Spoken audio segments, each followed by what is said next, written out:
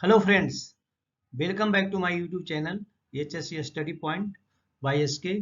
आज हम बात करेंगे कि जब भी कोई भी लिफ्टिंग एक्टिविटी होती है या कोई लोड को उठाना होता है तो उसमें थॉट प्रोसेस क्या होता है, क्या क्या किन किन चीज़ों को है जो रिगर्स या उस ग्रुप के जो लोग होते हैं वो सोचते हैं। तो इस पर विचार करते हैं आज। देखते हैं कि रिगिंग के दरमियान किन किन चीज़ों को ध्यान रखना चाहिए, किन किन चीज़ों को कंसीडर करना चाहिए, क्या क्या चीज़ वो लोग अपने नज़र में रखते हैं और उन पे कैसे एक्शन लेते हैं। तो देखते हैं सबसे पहला पॉइंट क्या है।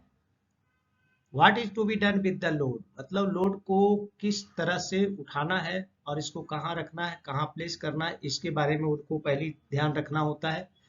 नेक्स्ट जो देखेंगे, what tools are to be use for assign task, यानी जो भी टास्क दिया गया है उसके लिए कौन सा टूल्स का इस्तेमाल करना सही रहेगा, तो उसके ऊपर भी वो काफी ध्यान देते हैं और उसके आधार पे है जो टूल्स का वो सिलेक्शन करते हैं। नेक्स्ट जो पॉइंट होता है, is the capacity of the tools adequate to handle the load, तो उस पर ये भी ध्यान देते हैं कि जो टूल्स का वो सिलेक्शन उन्होंने क्या किया है तो क्या लोड को उठाने के लिए एडुकेट स्ट्रेंथ उसमें है, वो सही है या नहीं है, तो इसका भी नजर रखते हैं।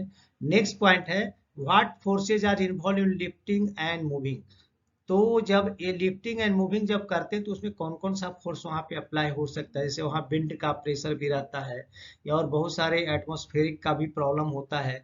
तो इन सारे चीजों को कौन कौन सा फोर्स उस पर अप्लाई होगा तो उसको भी देखना जरूरी होता है और उस पर उनकी नजर रहती है। नेक्स्ट जो होता है, how can be the hookup made, hookup कैसे करना चाहिए, किस तरह से करना चाहिए ताकि रिगिंग के टाइम में या लिफ्टिंग के टाइम में कोई प्रॉब्लम क्रिएट नहीं हो। और उसके बाद क्या आता है, what will happen when the load is lifted, load को उठाने के बाद क्या हो सकता है, क्या होगा, तो उसके ऊपर भी उनकी नजर रहती है। तो ये हुआ सारा इनका थॉट प्रोसेस जो कि रिगिंग के टाइम में उनको हर एक रिगर और उस ग्रुप का लोग इसको सोचते हैं और इस पे उनकी नजर रहती है। अब देखते हैं कि सेफ रिगिंग करने के लिए किन किन चीजों को फॉलो करना चाहिए। तो चलिए सेफ रिगिंग प्रैक्टिसेस क्या है इसके बारे में बात करते हैं। तो सबसे पहले देखते हैं, whenever possible avoid sharp edge, तो बहुत जरूरी है कि शार्प एज को अगर अवॉइड नहीं किया जाए तो बहुत बड़ी एक्सीडेंट हो सकती है। शार्प एज के कारण स्लिंग डैमेज हो जाएंगे या कट जाएंगे और वहां पे बहुत बड़ा एक्सीडेंट होने का डर होता है।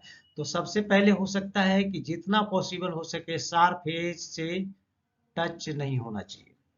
नेक्स्ट जो पॉइंट है, avoid inefficient sling angle by using longer sling और ए स्प्रेडर बीम, मतलब ये कहने का मतलब है कि इन एफिशिएंट स्लिंग एंगल नहीं बनना चाहिए, नहीं तो वहां पे एक्सीडेंट होने की संभावना, अननेसेसरी टेंशन स्लिंग पे आएगा और स्लिंग टूट जाएगा। तो उसको दूर करने के लिए क्या करना है कि लॉन्ग स्लिंग का तो इस्तेमाल करें या फिर स्प्रेडर बीम का इस्तेमाल करें ताकि गलत एंगल नहीं बने। जैसे कि आपको पहले भी हमारे वीडियो मैंने बताया है, जो सेफर एंगल होता है वो 90 टू 60 के बीच का होता है। 60 से जैसे से नीचे जाएंगे जीरो की ओर, उस तरह से उसका है जो टेंशन स्लिंग पे बढ़ता जाएगा, और 90 से जैसे जैसे आप 180 की ओर जाएंगे तो उस कंडीशन में भी स्लिंग पे टेंशन बढ़ता जाएगा। तो सेफर एंगल 90 टू 60 के बीच का ही है, उसको मेंटेन करना है। और उसको मेंटेन करने के लिए लॉन्गन स्लिंग लगाएं तो आपको उस रेंज में रहेंगे, या स्प्रेडर बीम लगाएं तो 90 के रेंज में रहेंगे। तो इसको फॉलो करना बहुत ही जरूरी है, नहीं तो यहाँ पे इनएफिशिएंट स्लिंग एंगल होने के कारण स्लिंग टूट जाते हैं और बहुत लोगों को मालूम भी नहीं पड़ता कि स्लिंग टूटा क्यों। तो इस पे नजर रखना है, सेफ प्रैक्टिस का एक ये है। नेक्स्ट देखेंगे, do not pull sling from under a load when the load is resting on the sling. और कभी कभी क्या होता है कि कोई भी लोड को हम उठाते हैं और उसके बाद स्लिंग उसके नीचे दब जाता है, रखने के बाद वहां पे हम कुछ ऐसा चीजों पे उसको प्लेस नहीं करते जिससे स्लिंग को फ्री हो जाए। तो वैसे कंडीशन में स्लिंग को वहां पे क्या करना है, पुल नहीं करना है, नहीं तो स्लिंग डैमेज हो जाएगा। फिर से लोड को उठाने हैं, वहां पे कुछ लोड के ऊपर प्लेस करना है, देन जब स्लिंग फ्री हो तभी निकालना है, अदरवाइज स्लिंग डैमेज हो जाएगा। Next, do not drag sling over sharp object और एसिव सरफेस, या तो शार्प है ऑब्जेक्ट पे है जो कि स्लिंग को ड्रैग नहीं करना है, या एब्रेसिव स्पेस जो कि वो स्पेस है जिससे कि वो डैमेज, जैसे शार्प ऑब्जेक्ट की तरह है। तो ये दोनों पे ऐसा सरफेस अगर है तो वहां पे स्लिंग को ड्रैग करना नहीं है। स्लिंग को ड्रैग करेंगे तो क्या क्या होगा, स्लिंग डैमेज हो जाएगा।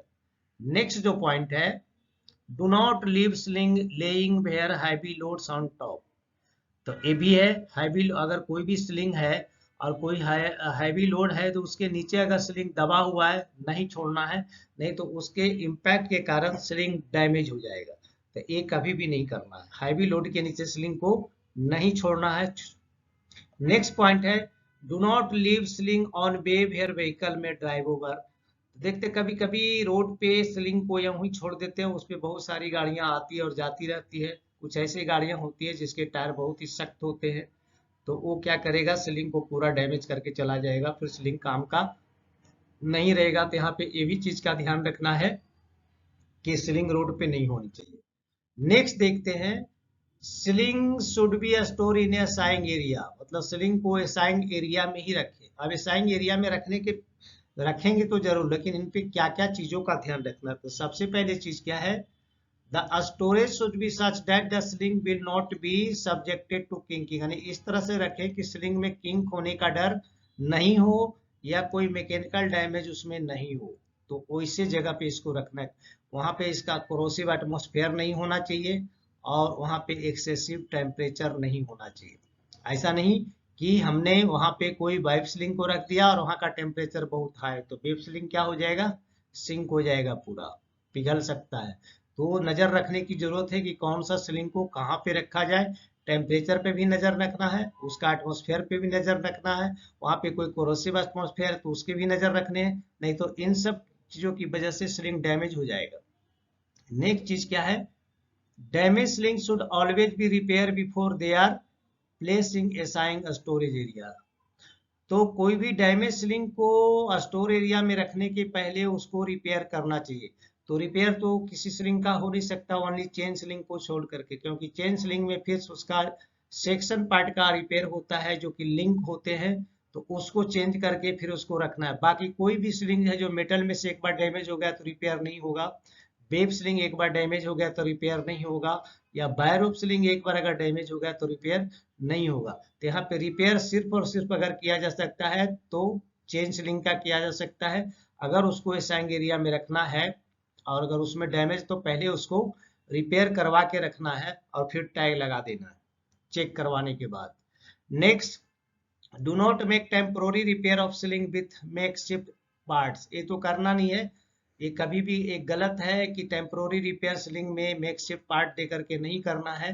जैसे सपोज किसी में बेल्ट, सपोज रिसाइकल में उसका जो पिन है वो ओरिजिनल पिन किसी तरह से लॉस्ट हो गया तो उसमें हमने बोल्ट डाल दिया, वो गलत एक्शन है। इस तरह से मेकशिफ्ट बना करके किसी भी चीज को रिपेयर और काम चलाऊ नहीं बनाने। नेक्स्ट पॉइंट जो है, fibre rope sling should not be made from ropes less than half inch in dia. तो फाइबर रोप स्लिंग जो होता है, अगर कोई रोप है और जिसका डाया हाफ इंच से कम है तो उससे फाइबर स्लिंग बनाने की कोशिश नहीं करनी चाहिए। फाइबर स्लिंग ऑलरेडी मार्केट में आता है, उसका इस्तेमाल करना चाहिए और उससे ही लोड को उठाना चाहिए। नेक्स्ट देखते हैं, कुछ और भी पॉइंट बचे हुए हैं। डू नॉट यूज मेटल में sling in which the spiral are locked और do not move freely. Metal में स्लिंग में क्या होता है कि स्पाइरल जो उसके होते हैं लॉक हो जाता है। लॉक होने के पीछे रीजन क्या होता है, या किसी चीज को रखने से वो दब गया हो, अप डाउन हो गया हो, तो स्पाइरल जो उसका है स्मूथली मूव नहीं करता, वो लॉक हो जाता है। ठीक है, तो उस कंडीशन में इसको स्पाइरल अगर हो गया है और नहीं मूव कर रहा है तो उस स्लिंग का इस्तेमाल नहीं करना है, नहीं तो टूटने का डर रहता है, एक्सीडेंट होने का डर रहता है। दूसरा देखेंगे, do not hammer a metal में sling to strengthen off a spiral, मतलब स्पाइरल उसका लॉक हो गया, जैसे कि यहाँ पे मैंने बताया स्पाइरल उसका लॉक हो गया है और अप डाउन हो गया है, तो उसको वहां पे हैमरिंग करके स्ट्रेट नहीं करना है, नहीं तो स्पाइरल और भी खराब हो जाएगा, क्रॉस रोड भी उसका खराब हो जाएगा। तो ये एक्टिविटी नहीं करना है जिससे वो खराब हो जाएगा। नेक्स्ट चीज है, मेटल में slings are used in pairs, इसको pairs में, if metal में sling are used in pairs, they should be attached to a spreader beam। अगर उसको पेयर में इस्तेमाल करना है तो इस तरह का जो स्प्रेडर बीम होता है जो कि स्प्रेड करता है, स्प्रेडर बीम है, स्प्रेडर बीम का इस्तेमाल किया जाए तो ज़्यादा बेटर है, और उससे ज़्यादा है जो लोड कैपेसिटी बढ़ जाएगी और इजीली उठा सकता है। तो अभी आपने यहाँ पे ज़्यादा दो चीज़ देखा आपने कि रिगिंग के टाइम में क्या क्या चीज़ थॉट प्रोसेस पे है जो रिगिंग गैंग ध्यान देते हैं, और सेफ रिगिंग प्रैक्टिस क्या है उसके ऊपर हमने बात किया। तो आशा करते हैं आप अच्छे से समझ गए हैं। अब मैं यहाँ पे आपसे रिक्वेस्ट जरूर करना चाहूँगा कि अगर हमारे चैनल पे नहीं है तो प्लीज़ चैनल को सब्सक्राइब कर लें, दोस्तों में ज़रूर शेयर कर लें और बेल आइकन को प्रेस कर लें ताकि नेक्स्ट वीडियो का नोटिफिकेशन आपको टाइम से मिल जाए। तो चलिए मिलते हैं आपसे नेक्स्ट वीडियो में, तब तक के लिए जय हिंद, वंदे मातरम।